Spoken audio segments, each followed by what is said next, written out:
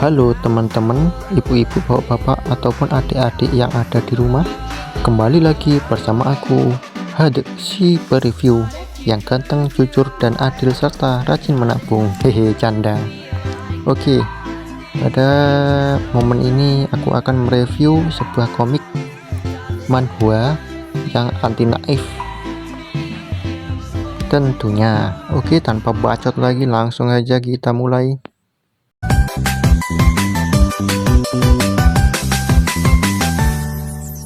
Jangan bersedih, janganlah merana, hanya gara-gara diputuskan cinta. Bila memang tak ada jodohnya. Untuk judulnya Dark and Light Martial Emperor. Sinopsisnya adalah Yen Hejong, orang pertama yang menyatukan faksi Dark sebagai pemimpin fraksi unortodoks, bekerja sama dengan fraksi ortodoks untuk melewati kekacauan tiga kultus. Namun, dia mati lebih cepat dari yang seharusnya karena terjebak rencana busuk pemimpin aliansi Murim. Ini benar-benar rumahku. Ketika dia membuka matanya, dia berada di klan Yeon yang seharusnya sudah runtuh. Tempat yang tidak mungkin pernah ia lupakan. Aku tidak akan membuat kesalahan kali ini, tidak lagi. Ketetapan untuk mencegah keruntuhan keluarganya dan masa depan yang bergejolak gara-gara tiga kultus. Dia memulai perjalanan tiada akhir. Ini adalah perjuangan Yen Hojong, putra tertua untuk menyatukan dunia Murim.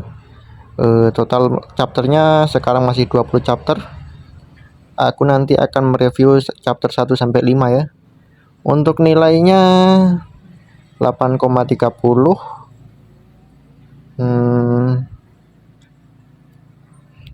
Oke, langsung saja kita ke chapter pertama.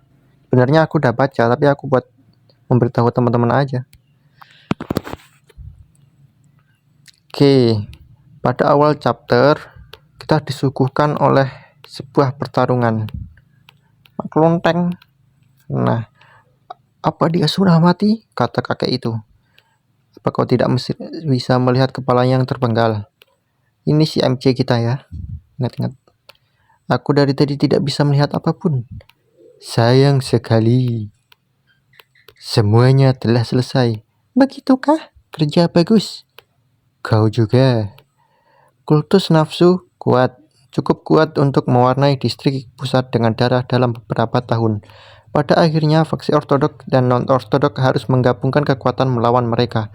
Dan semuanya berakhir. Dengan pertarungan terakhir hari ini, meski begitu nyawaku akan segera berakhir. Si MC kita sadar akan mati nih. Apa kau baik-baik saja? Ya, sedikit. Seperti yang diharapkan dari pemimpin tertinggi dari faksi non-ortodoks. Jika bukan berkat kau, bibit dari fraksi non-ortodoks pasti telah mengering lebih dari 1 dekade yang lalu. Kau juga sama. Jika bukan berkat kau, pemimpin dari aliansi Murim, aliansi ortodoks pasti telah disapu bersih dari distrik pusat. Kau mungkin benar. Bagaimanapun kau telah lain adalah Black Emperor Yen Hojong. Nah, jadi si MC kita punya julukan Black Emperor. Emperor hitam berarti ya. Tapi apa yang ingin kutanyakan padamu? Apa itu? Kau dipilih oleh salah satu keluarga besar dari faksi ortodoks untuk menjadi penerus. Jadi apa yang membuatmu ingin menjadi pemimpin dari faksi non-ortodoks? Seperti itulah situasi yang terjadi. Sungguh jawabanmu yang sesuai denganmu. Kenapa kau menanyakan itu padaku? Aku ingin mendapatkan pengakhiran dari sesuatu yang ingin kau ketahui sebelum aku mati. Membosankan. Berapa lama lagi menurutmu kau bisa bertahan? Kurang dari 8 menit. Aku akan menemanimu hingga akhir. Terima kasih. Dan jangan membenciku. Wah, ada pengkhianat nih guys. Wah. Jarum rambut kerbau. Tangkuan. Wah, dari Kelantang nih. Dia belum mati. Aku tidak akan memintamu untuk mati. Siapa yang akan menghentikanmu jika aku mati? Aku akan minta di akhirat. Aku akan pergi duluan. Kita akan bertemu lagi. Sial, bagaimanapun aku akan mati. Bahkan hingga penghujung. Kenapa aku harus menerima takdir seperti ini?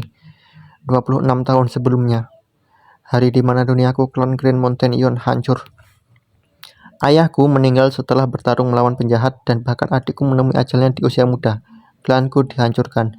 dan aku ditinggalkan sendirian di bawah The Heavens dari distrik pusat, tanpa ada yang bisa menjadi saudaraku. Pada akhirnya aku pergi ke faksi non-ortodoks dan memanjat rank dengan segala usaha untuk menjadi pemimpin. Seputus asa itu aku bertarung untuk bisa bertahan hidup. Semuanya sia-sia, bahkan saat-saat terakhir dari hidupku. Ingat guys, hidup itu harus apa ya namanya? Entahlah, malah berkata-kata. Dipenuhi dengan rasa sakit dan pengkhianatan. Siap, belajar dengan seksama, tugas kepada klan. Apa aku berada di surga? Capailah pencerahan setelah 1000 tahun, lalu dambakanlah kenaikan ke tingkat dewa. Bukankah ini kitab suci agama Buddha? Belajar dengan seksama dan tanpa akhir serta penuhi tugasmu kepada klanmu. Capailah pencerahan setelah 1000 tahun, lalu dambakanlah kenaikan ke tingkat dewa. Pendeta tinggi, ini terlihat tidak asing. Sebuah mimpi atau apa ini halusinasi? Bukan kawan, ini adalah apa? Ya, lagi-lagi regresi. Hei, ini adalah ritual leluhur. Apa yang sedang kau lakukan? Cepat duduk. Ya, sedang memperhatikan. Cipyong, Kak, ada apa? Cipyong, bagaimana adikku yang meninggal lebih dari 20 tahun lalu ada di sini? Hojong, suara ini. Ayah. Ayah. Kuat. Kau membuat keributan saat ritual. Apa kau sudah gila? Aku akan meminta penjelasanmu nanti. Pergilah ke rumah leluhur dan sesali perbuatanmu kepada para leluhur selama 3 hari. Baik. Apa aku sungguh masih hidup? Bekas lukaku, kepalanku, dan bahkan luka dari jarum rambut kerbau itu menghilang. Ini adalah masa laluku yang selama ini ku rindukan. Aku telah kembali ke klan Grand Mountain, rumah leluhur. Tanpa ampun seperti biasanya, 3 hari ya. Kenapa aku kembali? Ya gak tahu. Aku tidak bisa menerimanya dengan senang saja. Kejadian tidak bisa dijelaskan seperti ini akan menjadi masalah di masa depan. Sial, terserahlah. Ini tidak seperti aku akan menemukan jawaban dengan hanya memikirkannya. Tapi, berapa usiaku saat ini? 18, 19. Dilihat dari cuacanya, tampaknya saat ini sedang musim gugur. Dari penampilan ayah dan Cipyong, ini tampaknya sekitar 26 tahun di masa lalu. Itu berarti, sial, kurang dari 1,5 tahun dan Grand Mountain akan dihancurkan. Tidak, aku tidak punya waktu untuk berbaring dan bersantai. Cipyong, kakak, apa kau akan pergi ke suatu tempat? Itu. Bukankah kau harus tetap berada di sini selama 3 hari? Itu benar, tapi kenapa kau di sini? Aku tahu inilah hukuman, tapi aku mencemaskanmu karena kau hanya akan minum air selama 3 hari. Tada! Ceng.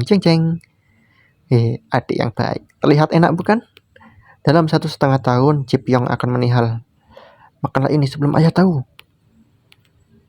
Ayah, sebagai kepala klan, ayahku akan tewas dengan pedang milik penjahat bersama dengan yang tersisa dari klan.